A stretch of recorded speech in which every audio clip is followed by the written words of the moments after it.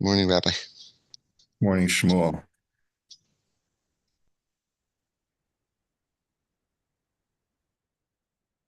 Okay, so we were learning about, we just started this paragraph about damage that's caused through odor. Asr la'adam lasos beveso davar hamefitz reach ra hamagia l'reshus shechena. It is not permitted to do anything in your house that's going to cause an offensive odor that's going to reach your neighbor's house. Ve'in chiluk bein reach beis hakisei or shar reach ra. Makes no difference if it's from an outhouse or from some other source.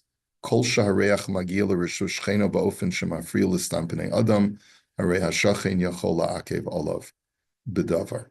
He says anything that is disturbing or offensive to the average person, your neighbor can prevent you from performing this activity.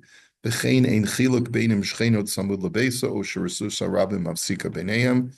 was what we left off with. It also doesn't make a difference if your neighbor is adjacent if the offensive neighbor is adjacent or is divided even by a public thoroughfare. And if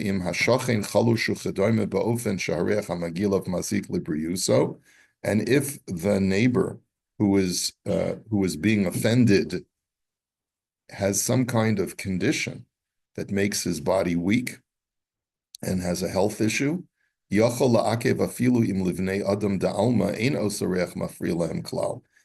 actually can make an argument. He can make a case in Beis Din that your odor is offensive, even if to the average person it's not offensive. You know how so this is like an interesting thing. You know how people have this sensitivity to scents, right? To perfumes.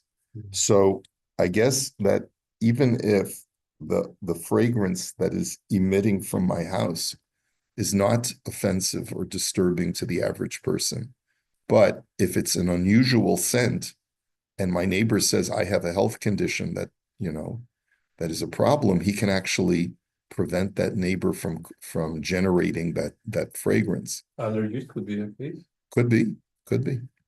Ubal karka hamiyuedes livnos ba beis megurim yachol la'akev biyad shchena habolikvo b'samach lo davar hamefitz reach ra.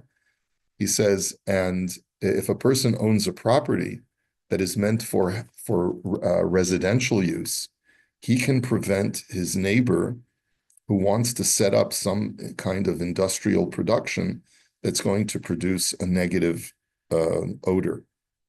Klomar, afal pi she'ein bala karka holech ubona miyad, yochol la'akev biyad shcheno me'achshav. That is to say, that even though he hasn't built anything yet, he can say to him, in a year from now, I'm planning to build a home for myself, and I don't want you generating tar on your property, let's say.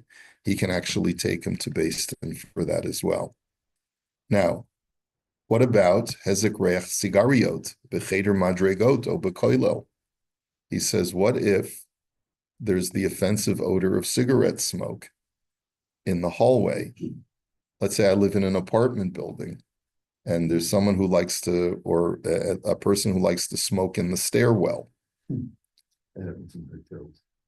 Yeah, okay. Kishem sha'adam asr lasos beveso davar hamefitz reach ra lebeit shcheno. Just like I can't generate an offensive odor in my property that will travel to my neighbor. Kach asr la'adam lasot bechatzer hameshutaf. Similarly, a person cannot use a shared space, uchagon becheder madregot, let's say in a stairwell, o bekolol avrechem, or in a kolel setting. Shahamakom mushal l'chol ha'avrechem haboim lilmod, that the area there is jointly used by all of the avrechem that are in the kolel. Davar hamefitz reach ra, something that's going to produce an offensive odor. V'hinei le'inyan reach sigariot, as far as cigarette smoke, nira she'eno begeder mafriya l'chol adam. He says, it seems to me that doesn't enter into the category of something that is offensive to all people, to the average person. In other words, I think his argument is the average person can tolerate cigarette smoke. Umikol makom hanizok I'm not sure what that word is. Umikol makom hanizok I'm not mazeh bibriuso. Oh, mi uzar bibriuto. I guess that means maybe he has a compromised health. Yachol hu la'akev afilu kineged harov al pi hanal b'halacha vav. Based on what we just learned in the previous halacha, if a person has a health condition, let's say he says, I have asthma, and you trigger my having an asthma attack every time you smoke, so he can actually prevent a person from smoking in a joint space, even if the majority don't care. Okay. Now, ofen hafalat mazgan b'kol avrechem v'chayotze kasher yishchiluk deos bein hanimtzayim. What about the operation of an air conditioner? He's talking about a kollel. He must be a kollel guy who's writing this. Okay, he learns in a base medrash, and there's a dispute among the avrechim whether to turn on the air conditioner or not. Okay, so who gets right? Yeah. I guess when you're stuck in the base medrash all day, these are big issues, right? Okay. Kolol avrechem v'chayotze shenit orer b'neihem chilukei deyas be'inyanim lahafilas hamazgan bichlal o be'eze darga lahafilo. So there's a dispute among the members of the yeshiva or the kollel whether or not to turn on the air conditioning or what degree to adjust the thermostat. Nira she'im ein nizok mehem b'briyuso lakan o lakan yileish likvoa hadavar al pirov. He says, if there is no one whose health will be compromised, and it's just a question of preference, so then you should go according to the majority. Take a vote and go according to the majority. Okay. Avolim yesh nizok b'briyuso k'sheyufal hamazgan holchin acharav afilu kineged harov al pi hanal halacha vav v'zayim. He says, however, let's say a person says, I have a very delicate health condition and I can't be exposed to a draft, and therefore we have to leave the air conditioner off. The only problem is it's 30 degrees outside. So what do? So his argument is that if someone is making a health claim, you have to honor their demand. Ele imkain rov anoshim bevesam hayumafilum oso v'chule. Unless you would argue that the majority of people would definitely have the air conditioner on in a situation like this in their homes. Da'az yad hanohi kain al ha'elyona va'al ha'chayla laharchik esatzma. Because then in that instance, if everyone would be engaging in the activity of having an air conditioner on, so then it is the health compromised individual who has to distance himself from what he perceives as damage. And if it means that he can't learn in that kollel, so be it. So there is a balance that is being created here between the two issues.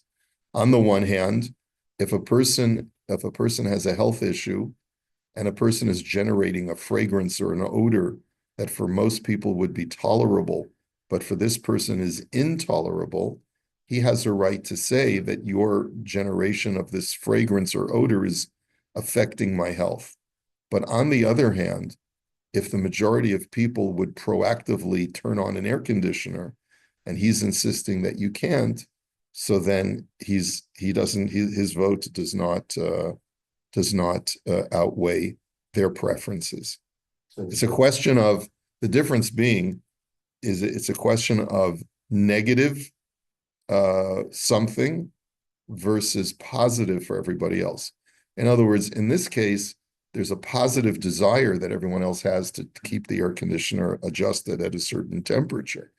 That's what they want. That's what the majority wants. In the case of the fragrance, the majority couldn't care one way or the other. And therefore, you have the person who's health compromised can make a demand because the public doesn't care. Here, the public has a preference for an air-conditioned room, and therefore he can't use his health argument to inconvenience everybody else. But the majority of the room smoked. The 1 or 2 people who didn't. Right. That's the same balance. According to this argument, yes. However, what I believe he's neglecting is the fact that cigarette smoke is injurious to one's health. I think a person could make a case based on the fact that you're a mazik, that you're actively damaging my health, and therefore, even if the majority prefers to smoke, I don't know that you can coerce this person to be gone. But I'm not sure. I'm not sure. In other words, it could be that if the majority of the people want to smoke, it could be that he's got to get out of there. Probably wants to anyway. Yeah. Okay.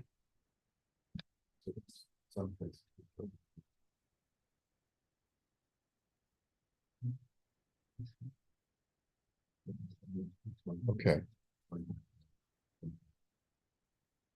Smoking in Israel, I think, it's more accepted there than here, but it's still socially frowned upon in many circles, but it's still considered to be socially acceptable in certain circles, especially in the more religious circles, where I don't know, for some reason, I guess people are not as much into health as the rest of the public, but which is unfortunate.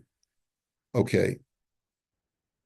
So let's go on to the next topic, which is another issue of a neighbor doing something that is offensive activity, which is selling his property to someone who's not Jewish, which is interesting. Asr li Yisrael limkor bayit o karka be'eretz Yisrael lenochri, shenemar lo sechanim. It is prohibited in Eretz Yisrael to sell one's property to a non-Jew. That's based on a Torah law that says you're not allowed to relinquish your property in Eretz Yisrael to non-Jews. So there's that. So it's just important to know that if you own property in Israel and you want to sell it, and a very nice Druze person comes along, there may be a shaila whether you're allowed to sell them your property. Darshu Chazal shalotite lahem chania bekarka.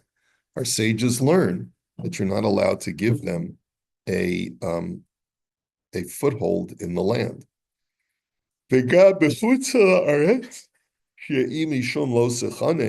Now, what about in Chutz La'aretz? There's no restriction of selling property to a non-Jew. He says, Asr limkor bayit o karka lenachri im habayit samach lemeitzer Yisrael shema hanachri yazikenu.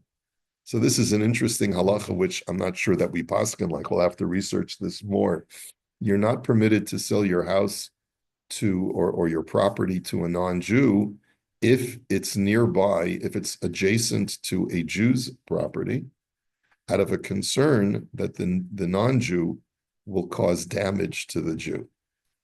Now, which is surprising, but thinking about have any of you ever had a neighbor sell their house next to you, and then you get the new tenant is or the new person who comes in may not be as savory as the old person who came in, and I guess there is that concern. Although I know that of plenty of Jews who offend their Jewish neighbor, so I don't really understand why this would be an issue unless you're selling your property to, let's say, a couple of young guys who are going to be partying all the time. But this blanket statement of not selling your house to a non-Jew is something that I'm not familiar with. Vafilu im hamocher mekablu lov ones sheyavali ha-Yisrael meha-akum aser. Even if the seller who's selling his house to a Nachri accepts upon himself liability that any damage that is caused to you by this Nachri, I will be responsible for, it is still going to be prohibited. V'chein lo yimkar bayis l'Nachri im habayit b'shechunat Yehudim uvaofen shiu b'shechuna al yedei mechirato shlosha nachrim. You're not allowed. Wow, this is really all surprising. I need to research this more. You cannot sell your house to a nachri, even if he's not going to be immediately adjacent to other Jews, if by selling him the house, he now becomes the third nachri in the neighborhood. In other words, three's a crowd, is essentially what he's saying. This must be codified somewhere in Shulchan Aruch. Berot Salomar, af im enam smuchim mamash lemetzer Yisrael, kol shehem ba'ozda shchuna, as long as they're in the neighborhood, even if they're not immediately adjacent. Vahatam gamkein mishum shema ye'aras sakana la Yehudim al yedei kach. And the concern is that this may cause having a crowd of nachrim in an exclusively Jewish neighborhood could create problems for the Jews. Like there goes the neighborhood, right? Biram b'medvar mamurim kishamocher motzi Yisrael sheyikna mimenu beito b'damim haru'uyim. But this is only true if all things are equal and you could just as easily find a Jewish buyer as a non-Jewish buyer. Avalim eino motze Yisrael sheyikna mimenu beito b'damim haru'uyim. But if you cannot find a Yid who's willing to purchase the house from you at fair market value, mutter limkor bayit lenochri b'chutz la'aretz b'chol inyan. Then you're permitted to sell your house to a nachri in all cases. Now, there's a lot that needs to be unpacked here because this is a new one on me. Maybe I've seen this before, maybe I haven't. I don't remember ever seeing this before. Let me just see where this is in Shulchan Aruch. It almost contradicts itself because at the end it says if the person offering you the price for the house is not Jewish, but they're giving you the best price. No, he didn't see best price. That's not what he said. Don't misinterpret his words. What did he say? There's no one else who will give you fair market value. Fair market value, okay. Yeah. In other words, even if the Nachri is offering you more money, you still have to sell it to the As long as the prices are fair price. Yeah. Hold on. Let's just see where this is in Shulchan Aruch. Because one of the problems with this text is that he doesn't have the okay, let's see. Right, he doesn't have the reference. Let's see. We're talking about Eretz Israel. Does that apply also for neighborhoods, let's say like in Townhill, that we live in a very close area, a close neighborhood that Yeah, so this would be considered to be a Jewish neighborhood, although it's not an exclusively Jewish neighborhood. So I'm not sure if this would fall in the category. Here, let's take a look.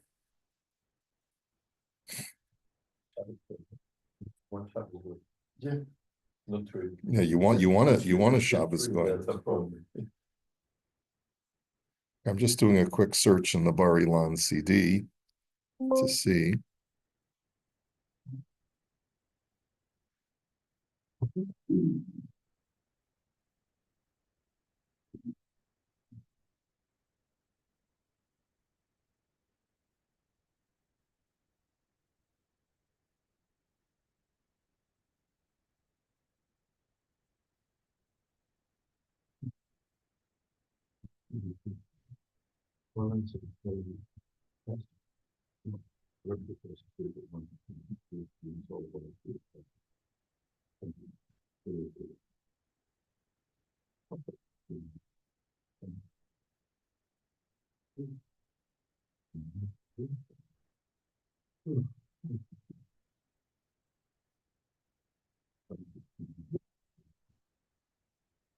Okay, let's take a look and see what we have here.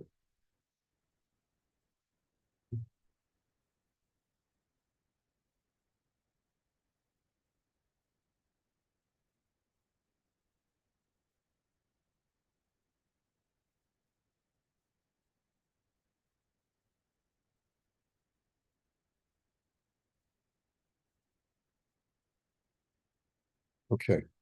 So this is from the Pischei Choshen. This is from Rav Bloy. Okay. Asur limkor o lahaskir. Let me just share that with our people in TV land. Okay. Asur limkor o lahaskir la'akum bayit o sadeh samuch li Yisrael. Where is the source for this? You're not allowed to sell or lease to an akum, which is a heathen, a house or a field that is adjacent to a Jew. Vim avar umochar o hiskir mishamtin oso, and if he does so, we place him under a ban, like we place him in chayrim, ad sheyakabel alav kol ones sheyavo lishchenov machmas ha'akum, until he accepts upon himself all liability of any damage that will be caused as a result of this non-Jew. Now, let's take a look. So in the footnote, he quotes the Shulchan Aruch Siman Kuf Ayin Hey Seif Mem. So okay, now we've got a trail, okay? We've got our breadcrumb trail. So Shulchan Aruch Siman Kuf Ayin Hey Mem.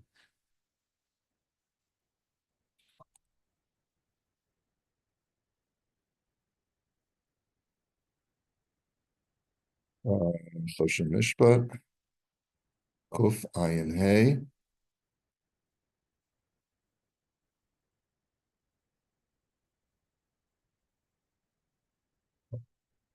Laws of neighbors. Here we go. So here it is in the Shulchan Aruch itself. Hamocher laoved kochavim al socher lo hayu mishamtim oto ad sheyakabel lov kol ones sheyavo mehaoved kochavim. That when a person would sell his house or lease his house to an akum, they would place that seller under a ban until he accepts upon himself any damage that will come or any mishap that will occur as a result of his presence in the neighborhood. Ad sheyino gove kochavim im ben hametzer shelo b'dinei Yisrael bakol. Or unless the akum will comport himself according to the laws of a Jew whenever it comes to conflicts or disagreements. In other words, if the akum is willing to submit himself to halacha whenever there's a conflict in a neighbor issue, so then that's also okay. Vim anso b'davar shelo kedin Yisrael mishalem hamocher. And if the akum does anything that is going to be, let's say, offensive to the neighbor, let's say he decides to set up an operation on his property with an offensive odor or some other kind of offensive thing to the neighbor, and he says, well, I don't care what your Jew law says, but the government says I can do this. So then the seller is going to be liable to the Jew who is suffering at the hands of this akum. The davka sheshamtuhu techila, aval im lo shamtuhu v'ir lo ones min ovei kochavim, yesh omrim depater l'shalem, v'chein nira li ikar. And the Ramah just adds, but that's only if they put the seller under a ban first. But if they didn't place him under a ban, the community, and now the neighbor of the buyer wants to raise a case against him, he has no case. Vimbalo hezek mikoach shchunato v'kolchavim b'chaye hamocher chayev haben l'shalem ima sheyorash me'aviv b'chaye hamocher umeit. Well, let's say the seller passed away, then even the son of the seller, the heir, has to make good on the damages based on the sale to the goy.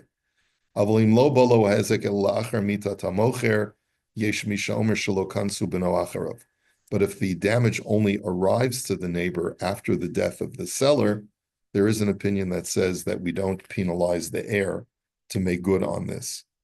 Okay. So let's see how the Aruch HaShulchan will deal with this. So if we go to the Aruch HaShulchan,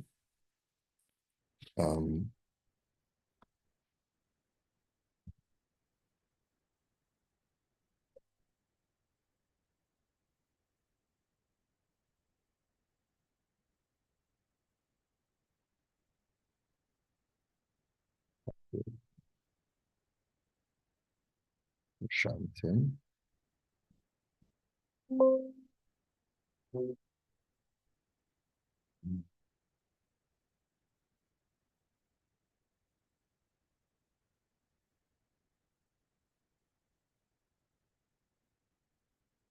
Coming year before Rabbi was for Israel and Putzlaritz, or only for Putzlaritz, for selling us to a non-Jew. That's only for Israel. No, it's for the law in Eretz Yisrael is you can't sell it, period, That's it. to a non-Jew, So- regardless of what damages he causes. It's a separate halacha.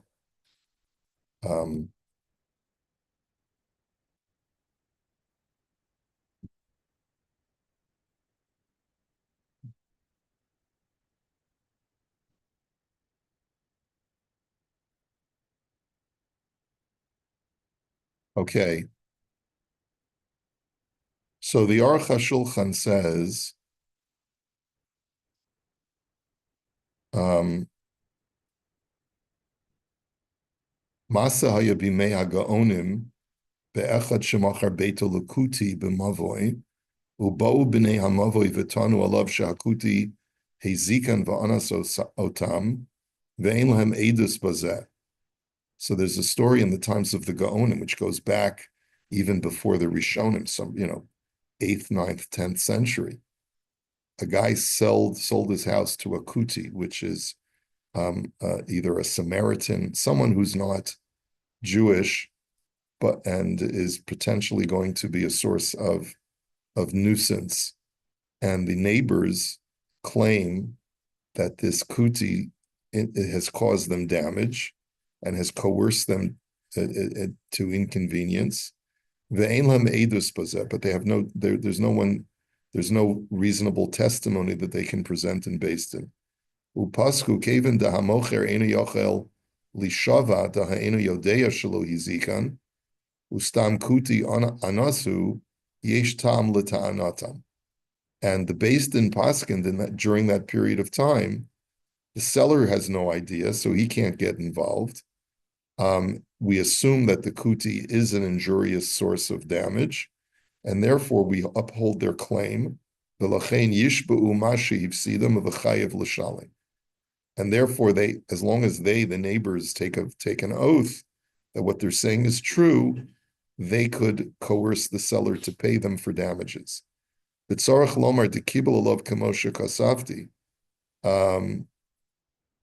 have to say that the seller had accepted upon himself that liability. Let's see.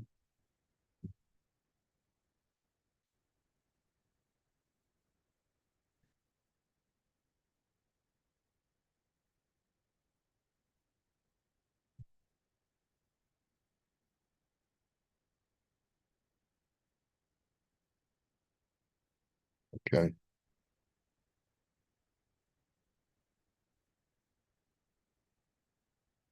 Let's see if there's any further halacha here. Okay, and he says, "Bamedvar mamurim shetzarach lakablolov kol unsa demisyolid machmate kishayachal lemocher liyisrael besikum hadamim shahakusi nosein." He says the only time that you have to accept liability is here. He's used a language that's more accommodating to what Doug wanted to say. Is that when you could have sold the property to a Jew at the same price that the Gentile was willing to pay. As long as the Gentile is not offering much more than market value.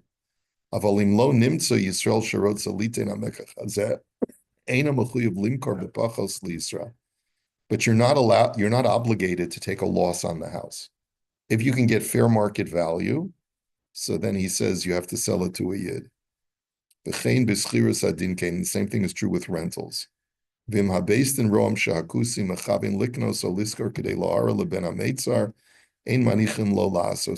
furthermore, even everything else being equal, if the Beis Din estimates that the reason why this neighbor wants to come in is to cause annoyance or nuisance to the Jewish neighbors, then the Beis Din can stop the guy from renting it or selling it to this non-Jew. Okay, so there are certain situations, but notice that the Aruch HaShulchan has the discretion to use the word kuti, which means a Samaritan. It's a special type of non-Jew. So he's really guarding himself very carefully. Okay, I'm going to try to see if I can find anything else out. Have a wonderful day, everyone. We'll learn one more time. What's today? Thursday. So we'll learn again tomorrow. And then Amir Hashem, we'll take a break over Pesach, okay? Okay, take care. But